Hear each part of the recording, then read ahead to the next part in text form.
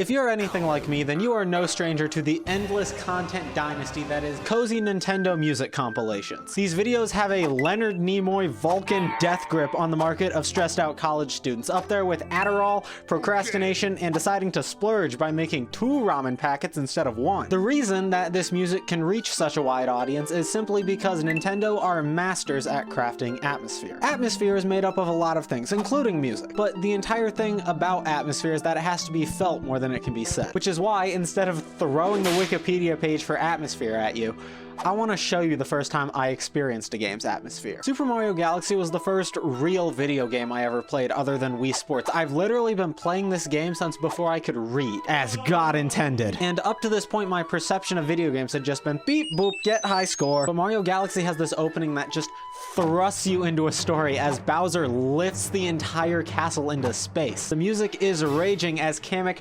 blows off the bridge and sends Mario hurtling into space. And suddenly you wake up here, the Gateway Galaxy, with nothing but the sound of that soft, echoing piano melody. And here, on this serene and lonely planet, you just chase some rabbits. And no matter what other atmospheres and levels and fun ideas the game threw at me, the overarching atmosphere was always this. A sort of wonderful, serene, galactic melancholy, occasionally interrupted by surfing on a stingray. And from that moment, I was hooked because the game had absorbed me in its atmosphere. Nintendo has had my dick in a vice grip since I was a child, and it's because of the power of their atmospheres. So today, I would like to talk about what makes them so special. Not only does Mario Galaxy have an overarching atmosphere that it maintains, but it also has a new atmosphere for each level that you visit. I will never not be completely obsessed with the pleasant and chill scenery of the Beach Bowl Galaxy, or the withered brick and deep purples of the Ghostly Galaxy, or even just the lived-in tech aesthetic of the Comet Observatory. I could and did spend hours messing around in the more open-ended layout of the Honey Hive Galaxy because it has an atmosphere that made it feel safe to do so. You would not catch my ass dead doing that in Battle Rock. But when push comes to shove, the atmosphere of this game will always be some lonely rock in the middle of space. And that's because the game is able to mix its overarching atmosphere with its moment-to-moment atmospheres. Mario Galaxy does a fantastic job of having varied atmospheres, but never feeling like they don't fit with what the game is trying to do, which is to deliver a tonally diverse and thrilling 3D platforming experience with a child-friendly polish, which is one of the things that Nintendo does that sets them apart from other game studios. One of the things that Nintendo's known for is for being child-friendly. So much so that when my grandparents got me and my sister a PS4 for Christmas, my dad brought me to Best Buy and made me watch as he traded it in for a Wii U.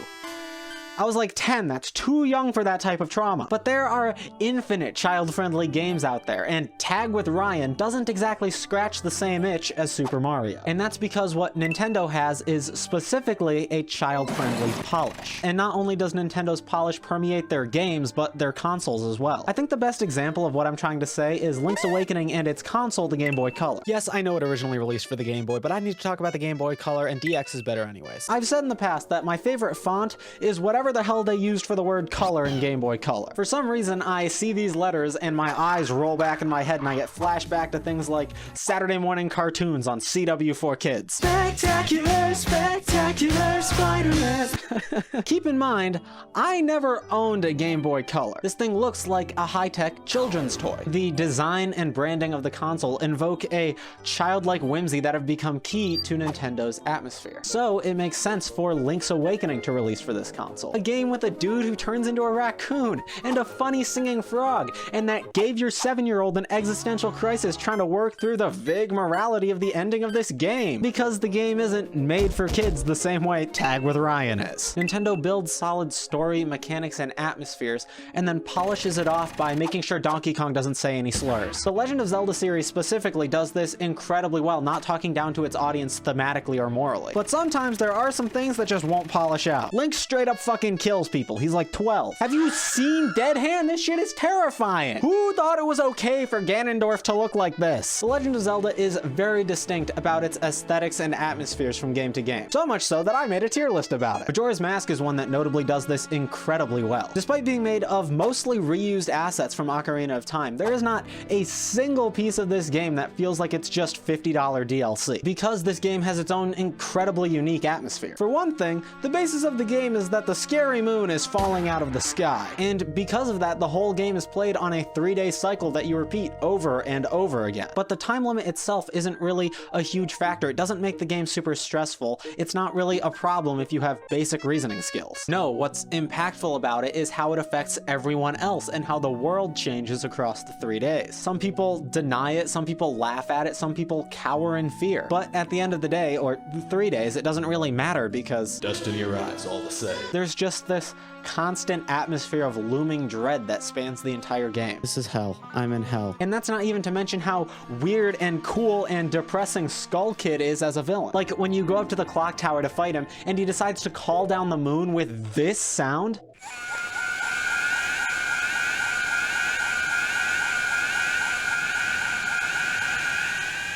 That sound is simultaneously bone-chilling and ear-orgasm-inducing. I have to go change my pants for several reasons. But personally, I think there's one classic-style Zelda game that does atmosphere slightly better.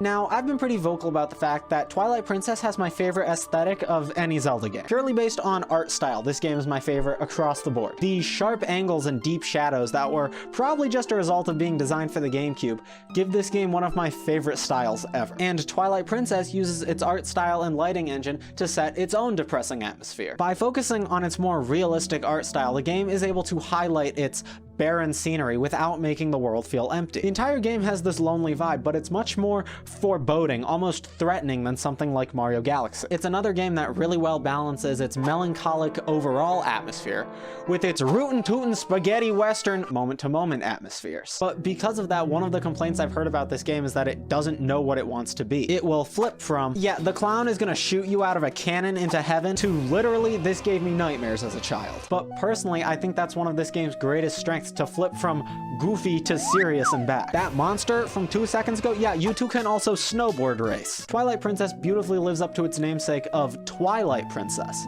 because there are 2 of them. No, Twilight Princess lives up to its namesake of Twilight by balancing lighter and darker themes. From silly funny monkey to eldritch demons, the game works to flow between and merge silly, whimsical moments with darker subject matter. Just look at the digital effect of the Twilight Realm. All of the fucked up Twilight demons you fight in this game also have a certain extent of this techno dissonance to them. Not just in their appearance, but in their sound too. This fucked up bird sounds like this. The game uses that sort of creepy digital sound to differentiate Twilight characters and areas. It communicates to the viewer that not only are these things not from this world, but they directly contrast it. The atmosphere of this game feels lonely, but also just oppressive. Like there's something entirely wrong and that everything that's happening shouldn't be. But as much as I'm talking about how this game is dark and scary, it's not a horror game. Luigi's Mansion is one of my favorite examples of what I would deem child-friendly horror. Think Nightmare Before Christmas or Coraline. That movie's fucked up. Where there are still scary elements that point towards a horror environment and atmosphere, but it's not fucking Saw. In 10 minutes, yes. Luigi's Mansion is not a particularly scary game, but atmospherically it still fits into the horror genre. Not just because there are ghosts, but because of the art style, lighting, environment, and general tone that the game sets for itself. In my video about Luigi's Mansion, I briefly mentioned what I call its asymmetrical art style. And what I'm referring to when I say that is the sort of look that everything has that makes it look like it's having a stroke. Face drooping, arm weakness, slurred speech.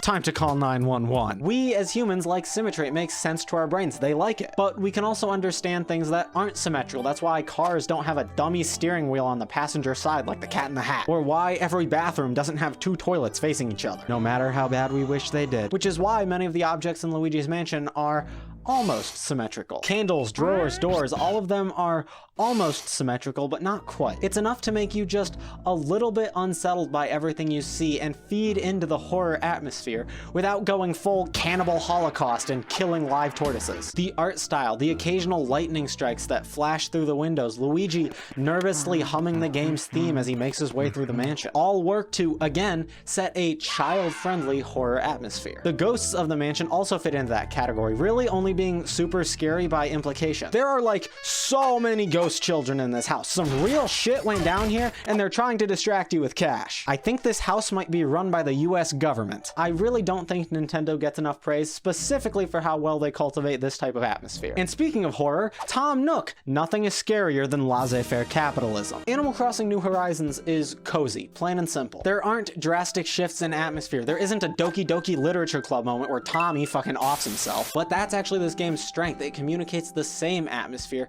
in different environments as things like the seasons change. Through summer, autumn, winter, spring, the game still feels like Animal Crossing. And part of the reason for that is the music. If you've been into silly Minecraft YouTubers at any point in the last 3 years, then you have 100% heard the Able Sisters like a billion times. Animal Crossing music has become iconic, with some creators even trying to replicate that style to use in their own videos. And that's because it's so good at setting a chill, cozy, and yet kind of silly vibe. There are different songs for every hour of the day and different variations of the songs for things like different weathers and the like, which leads to this massive library of music that perfectly fits the atmosphere of this game. But honestly, just listen to the opening of New Horizons. I don't even love Animal Crossing all that much, but this song makes me want to melt. It's the perfect representation of what this atmosphere is. A game that's similarly masterful with its music is Mario Kart 8. Now, you wouldn't think a racing game like Mario Kart would have a ton of atmosphere. And I would agree with you if we were talking about overarching atmosphere. I think it has very little of that. But each course undeniably has its own unique atmosphere and vibe. Moo Moo Meadows is obviously distinct from Grumble Volcano, and its good moment-to-moment atmosphere is highlighted by its incredible soundtrack. That big band feel is just unmatched by anything else in the kart racing genre. Fuck you, Nickelodeon Kart Racers 3. And the soundtrack is so detailed and thorough. Look at Dolphin Shoals, which has what is almost unanimously held as one of the best songs in the game by far. Not only is there this amazing song, but there's also a variation of that song for when you go underwater that muffles the sound and highlights different instruments. And not only is there that, but there is a third version of the song for when you go in deep water that muffles those instruments. It's a level of detail that doesn't need to be there for a game whose goal is just go fast. A game's music is so impactful when it comes to what you want the player to feel about a game's atmosphere. And I honestly can't believe I've made it this far into the video without talking about Pokemon. The Pokemon regions are all incredibly different in their own ways. However, when it comes to atmosphere, I think some specific ones stick out more than others. To start, Gen 1 had an area with atmosphere so thick that it made people kill. Lavender Town and the Lavender Town theme have some of the most off-putting atmosphere, certainly of any children's game ever made. Also, people say there are these super high-pitched sounds in the Lavender Town theme.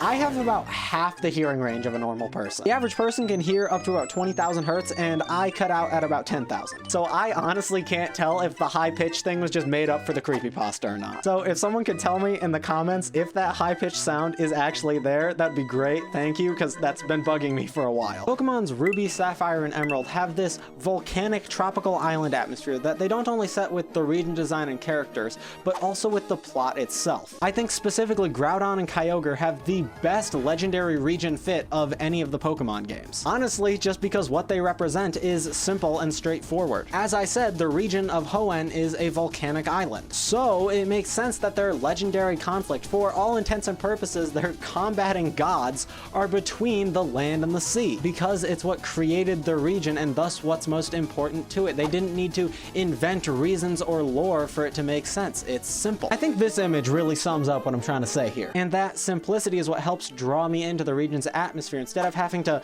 take a break from being British to look at crop circles. When I play a game, sure, I'll remember mechanics and how the game plays, but the biggest thing I remember is how the game made me feel about its characters and world. And because of this, I have been at war with myself. Inside of me, there are two wolves. One believes in Sheikah Bomb supremacy, and the other is an Ultra Hand enjoyer. And both of the wolves are hot. Breath of the Wild and Tears of the Kingdom are both fantastic games that do many things very well, but I don't think either of them are perfect, especially when it comes to atmosphere. Tears of the Kingdom set out with the main goal of improving on everything that Breath of the Wild had established, and you can clearly see that attempt in the game's atmosphere. Not only does the game push harder into the ancient tech aesthetic, but it also leans more into the atmospheric differences between the different regions and temples, also adding areas like the Sky Islands and the Depths. The depths are supposed to be this terrifying, mysterious place that's filled with obstacles and made to frighten you. And for me, it did that perfectly. I loved exploring the depths because it felt forbidden and dangerous. I almost shit myself the first time I saw Frox. What the hell is that thing? But that's because of how I'm naturally inclined to play the game. When I play Tears, I very much avoid any conflict that I can, preferring to run around an encounter rather than waste my resources engaging it. But for those who are inclined to go full Lord Death of Murder Mountain and orbital strike everything in their path, they aren't affected by the atmosphere the same way I was, which is why so many people complained about the depths feeling empty, repetitive, or boring. It's a similar story with the Zonai devices. I am an idiot who can't be bothered to spend his time getting super comfortable with mechanics like auto build, but that actually worked out in my favor because my playstyle forced me to travel through and become immersed in the world. Those moments of running through Hyrule, climbing over hills and mountains, taking the road less traveled, and making American poet Robert Frost proud, as that calming music faintly plays in the background. Those are the moments that connected me with this world and its atmosphere the most. Because atmosphere isn't built in the big moments, it's built in the time between, when the game is left to be itself. But for people who became even basically comfortable enough with this game's building system to make this stupid fan bike, then that immersion was lost, because that travel method was faster, easier, and more efficient than anything else. Nick Davidson's video about Tears of the Kingdom does a really good job explaining what that experience is like. I highly recommend you go watch it. It's really good. Not now, not yet. This now, that later. This now, that later.